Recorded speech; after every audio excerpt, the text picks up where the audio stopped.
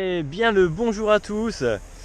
Le potager estival commence à toucher à sa fin et là on va rentrer progressivement sur la saison d'automne. Dans cette vidéo on va donc commencer à parler de ce potager d'automne. Alors pour pas faire la même chose que l'année dernière je vous avais montré un petit peu tous les légumes qu'on pouvait planter à cette saison. Vous pourrez d'ailleurs retrouver cette vidéo à la fin, je vous mettrai le lien. Là cette année je vais vous donner 3-4 astuces pour vous faciliter la vie au moment des semis. Là je vais vous donner mes petites astuces à moi pour gagner du temps, pour pas passer son temps à désherber, etc. Préparation du sol et tout et tout. Bref, c'est parti pour ces petits conseils potagers. Alors pour ces semis d'automne, on va se retrouver sur la parcelle du jardin qui est dédié donc justement plutôt aux légumes de printemps et d'automne parce qu'il est vraiment bien exposé au soleil. Et là on va donc se mettre sur la planche qui était dédiée au printemps aux petits pois, et là on va y mettre des navets. Mais là aujourd'hui ce que je veux vous montrer, c'est toute une succession de tout petits gestes, des petites astuces qui vraiment vont vous permettre de vous faciliter la tâche pour ces semis d'automne. On avait une planche qui était entièrement paillée avec du foin principalement, et cette zone donc a été dépaillée il y a environ 15 jours, 3 semaines. Alors pourquoi? Tout simplement parce que là pour des semis de petites graines, moi je ne veux pas de paillage. Il y a trop de limaces, les graines je trouve qu'elles germent pas correctement. Voilà, pour des petites graines comme les navets, les radis, les salades, tout ce qu'on va mettre, les épinards, tout ce qu'on va mettre là à l'automne, je ne sème pas sur un sol paillé. Donc on a dépaillé il y a 3 semaines, simplement pour laisser germer toutes les petites graines qui spontanément vont germer tout simplement, et qui feraient de la concurrence à mes navets. Donc je laisse à l'air libre, en terre à nu, pendant 3 semaines, de façon à ce que tout ce qui doit germer germe. Et ensuite je vais passer donc mon outil, le cultivateur, qui va me permettre d'aérer environ sur 5-10 cm de profondeur, ce qui est largement assez par rapport à la culture que je vais mettre, donc les navets, les radis, les salades, tout ça. On n'est pas sur un légume qui a besoin de sol profond. Là il faut un sol riche mais juste décompacté sur le dessus, donc pas besoin de motoculteur, pas besoin de grelinette. Et en plus comme c'était un sol qui était bien paillé, la terre est déjà bien meuble. Donc voilà, à l'image je vous montre la façon dont je décompacte ce sol. Et en plus cet outil, en plus de décompacter, il va détruire toutes ces petites graines qui étaient en train de germer ou qui faisaient peut-être 2-3 cm de haut. Voilà, donc comme ça toutes les graines, on va dire une bonne partie des semences d'adventice vont être comme ça détruites avant mon semis. Alors ça ne veut pas dire qu'après rien ne va germer, évidemment. D'autres, comme je viens de remuer la terre, vont prendre place, mais beaucoup moins. Donc une fois qu'on a bien décompacté, décompacté, on peut dire ça, la surface du sol, on va pouvoir faire nos sillons. Donc là, vu la largeur de la planche, j'ai de quoi faire 2 sillons. En plus il y a une belle longueur, il y a 2 fois 11 mètres. Donc ça sera largement suffisant pour faire des navets, là il y en aura pour tout un régiment. Donc on fait des sillons, alors vous prenez ce que vous voulez, une serfouette, une petite piochotte, un râteau, bref, ça je vous laisserai le choix pour l'outil. Ici nous on fait ça avec ce qui nous tombe sous la main le plus vite possible. La serfouette, c'est vrai que c'est vachement pratique. Et ensuite on sème comme d'habitude une graine tous les 2 cm à peu près. On va essayer de ne pas gâcher trop de graines, il y a pas mal de longueur. Et donc on va faire nos 2 rangs comme ça de navets. Donc cette technique là que vous avez donc à l'image, de dépailler, de laisser germer, ensuite de détruire les petits adventices qui ont germé pendant ces 2-3 semaines, et ensuite faire le vrai semis, c'est ce qu'on appelle la technique du faux semis. Je vais l'appliquer sur toutes mes cultures d'automne. Les salades, les laitues d'automne, la mâche, le mesclun, qu'est-ce qu'on a d'autre? Les radis. On aurait des radis noirs également. Voilà, toutes les cultures d'automne qui vont prendre place là petit à petit sur cette fin du mois d'août, début du mois de septembre. Alors même pour les engrais verts, si vous semez des engrais verts, vous pouvez très bien faire ça. sans aucun problème. Et ça marche très très bien. Alors bien sûr, en plus comme je suis en pente, petit détail, lorsque je vais donc ameublir la terre sur la surface avec mon cultivateur, je pars du bas de la pente de façon à essayer de remonter un petit peu la terre qui aurait pu s'échapper lors de fortes averses ou d'intempéries ou de choses comme ça.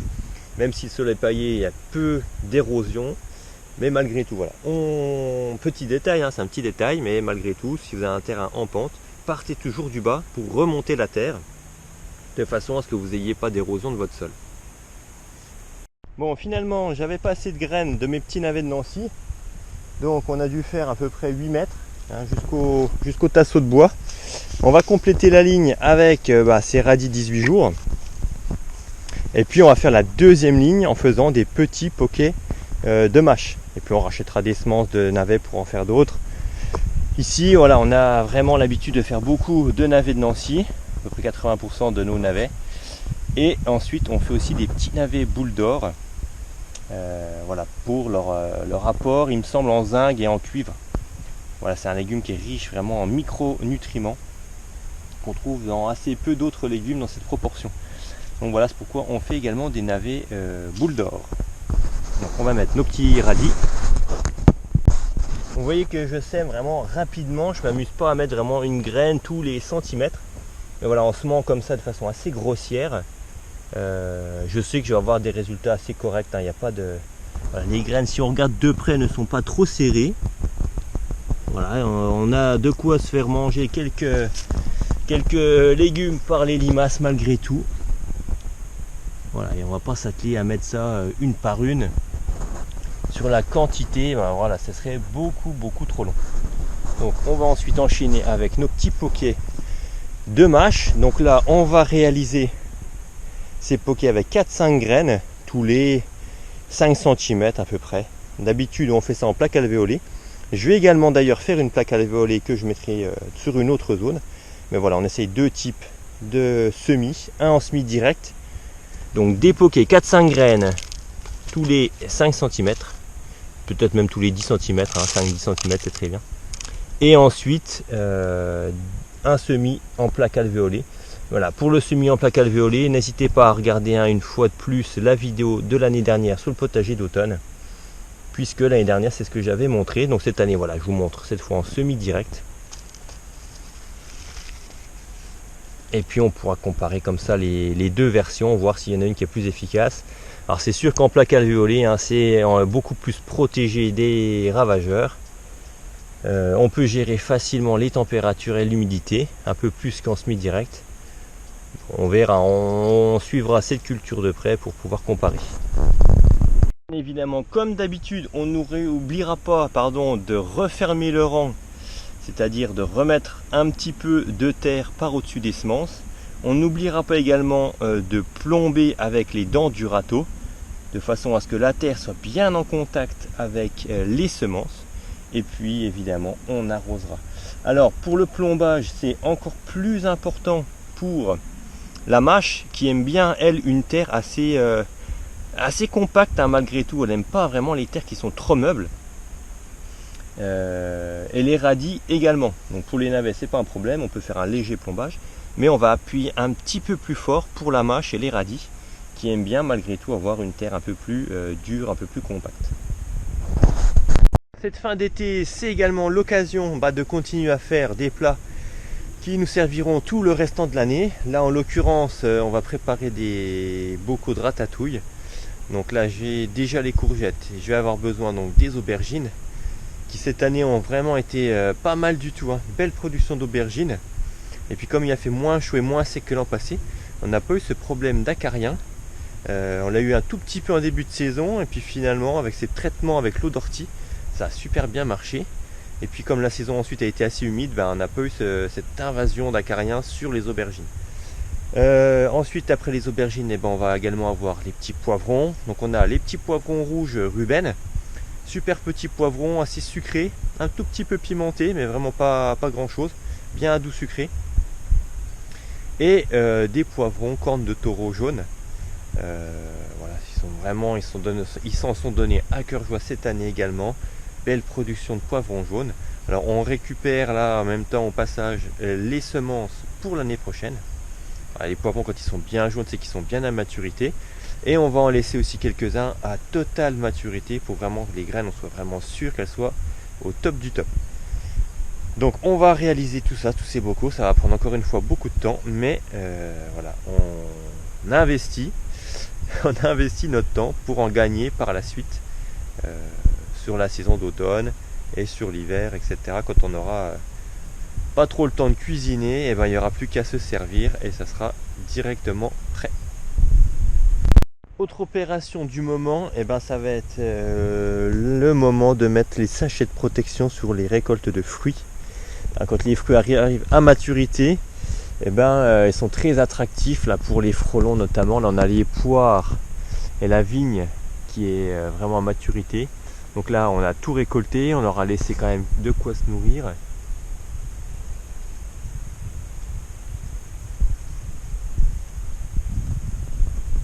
Alors on leur a laissé quelques poires. Mais là, le raisin qui est juste après. Voilà, le raisin qui est juste après commence à être mûr. Et donc là on va protéger, parce que là on voit que ça commence à attirer les mouches, les frelons, etc. Donc on va protéger tout ça pour ne pas se faire tout dévorer. Donc là on a celui qui est en extérieur, mais on en a également dans la serre. Voilà, quand on voit déjà là c'est un peu tard, hein, ça fait déjà 2-3 jours que je me dis qu'il faut que je protège ça. On va éviter de se faire piquer au passage. On va enlever tous les grains abîmés et puis on va protéger le reste.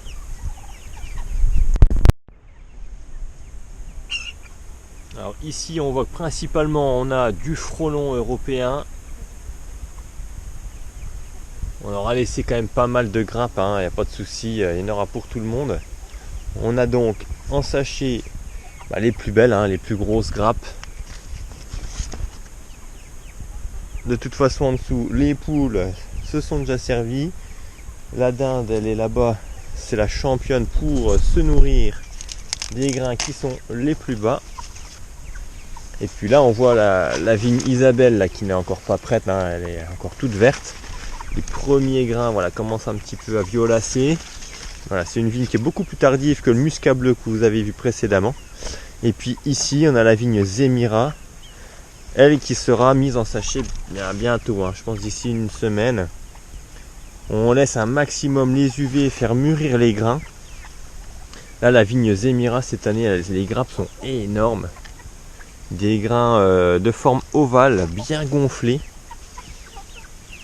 On enlève au passage, comme il y a eu un petit peu de pluie, certains grains n'ont pas supporté, enfin un petit peu, même beaucoup. Mais les grains sont bien gros là, les grappes sont énormes. Là c'est de la grappe de je sais pas combien de grammes, mais il y aura de quoi faire. Voilà, et celui-ci il sera totalement rose à maturité. C'est un raisin qui est très doux. Voilà, des grappes magnifiques. Alors ces sachets ne servent pas uniquement à protéger nos récoltes qui sont à maturité, elles servent aussi à protéger nos futures semences. Donc là les épis de maïs, là on voit qu'ils commencent à être super attractifs pour les petites souris là. Ça a été grignoté par ici. Ici c'est un épi qui est vraiment super grand, on voit par rapport à moi. Ici c'est du maïs Martial Purple, c'est un maïs qui a un développement pas très important et pourtant là il a vraiment très bien poussé cette année. Avec des épis bien gros, bien bombés. Donc celui-ci, même s'il est un peu grignoté, il me servira de porte-graines pour l'année prochaine. Donc je vais le protéger avec ce petit sachet et là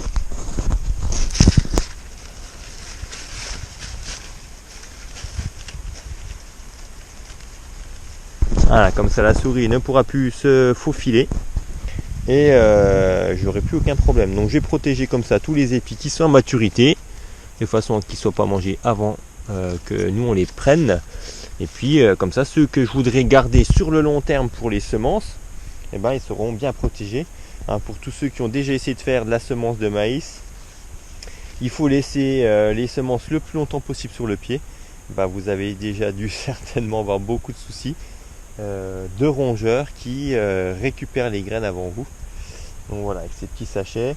Voilà, je sais très bien que les phobiques du plastique vont avoir des palpitations en voyant ces petits sachets. Maintenant, moi je connais aucune autre solution qui soit vraiment efficace sur ce type de problème. Donc voilà, c'est un petit compromis. On met un peu de plastique, c'est vrai, mais au moins on n'aura pas de soucis. Ces sachets là, je les ai depuis des années. C'est durable, hein. Ils sont en extérieur seulement allez, un petit mois, donc ils s'abîment quasiment pas, hein. Donc là ils vont faire peut-être 10 ans ces petits sachets là, il n'y a pas de problème. Donc on va protéger comme ça les grappes avant qu'elles soient attaquées. Alors un petit passage rapide vers la serre, que dire ici, comme en extérieur on va protéger évidemment toutes les cultures fruitières. Là le raisin qui commence à arriver à maturité devient bien attractif pour les guêpes, les frelons, les mouches en tout genre. Donc on commence gentiment à mettre des sachets de protection. On laisse quelques grappes accessibles, les moins belles, pour que tout ça puisse quand même se nourrir. Il n'y a pas de souci, on peut protéger. Cette année les cultures sont vraiment extrêmement généreuses. Et vous voyez, hein, on installe gentiment les protections. Certaines vignes sont encore plus précoces que d'autres. Ici on a le muscat bleu là qui est déjà consommable, on le mange déjà. Et puis les autres variétés, muscat de Hambourg, Goldberry, enfin bref, toutes les autres variétés viendront un petit peu plus tard. Et puis on a encore pas mal de melons, hein, dans la serre. Alors les températures font vraiment le yo-yo en ce moment, hein. On passe de journées vraiment fraîches, automnales, et puis voilà, on est reparti sur une semaine de chaleur, ce qui permet d'avoir des superbes récoltes quand même. Là on a encore des melons. Voilà, celui-là est bon, il sera pour aujourd'hui. Celui-là, il est également bon, hein. Ils vont pas tarder à être consommés. Il en reste un peu plus loin, plus ou moins mature. Certes, on est quand même sur les derniers, on va pas se mentir. Il doit en rester une dizaine là sur la planche. Mais malgré tout, voilà, on aura eu des beaux melons toute la saison. Les pastèques, c'est un petit peu moins productif, mais il y en a encore. Voilà, on les voit là-bas, ces petites pastèques mini Ingrid. Et puis que dire des tomates, il y en a encore de partout. Donc voilà, on entre progressivement dans la saison de l'automne, mais il y a encore énormément de cultures estivales qui se plaisent et qui poussent toujours en continu. Voilà, on voit encore une magnifique tomate ici, Miracle de Bulgarie. Très très jolie variété. C'est vrai qu'on n'en avait pas trop parlé de celle-ci dans nos vidéos sur les tomates. Voilà, mais Miracle de Bulgarie, c'est vraiment aussi une très très jolie tomate, un peu type Branduine ou Ponderosa Pink. Voilà, une belle production, une tomate qui n'éclate pas, qui se tient bien, qui pourrit pas, qui n'est pas plus sensible que ça aux maladies. Ouais, très très jolie variété de tomates. Et ben voilà les amis, on se quitte sur ces conseils pour le potager d'automne. Conseils évidemment qui ne valent qui sont en fait que le reflet de ce que moi je réalise ici, hein. Ça n'a aucune valeur de vérité. Mais voilà, je vous montre uniquement comment moi je réalise mon potager d'automne dans mon potager. Donc on va se quitter juste devant cette magnifique planche de potimarron. Vous voyez que ça commence à se teinter de petits points orange. C'est plutôt bon signe pour la récolte. Et puis quant à nous, on se retrouve très très bientôt. Allez, en attendant, portez-vous bien et à bientôt. Ciao, bye bye.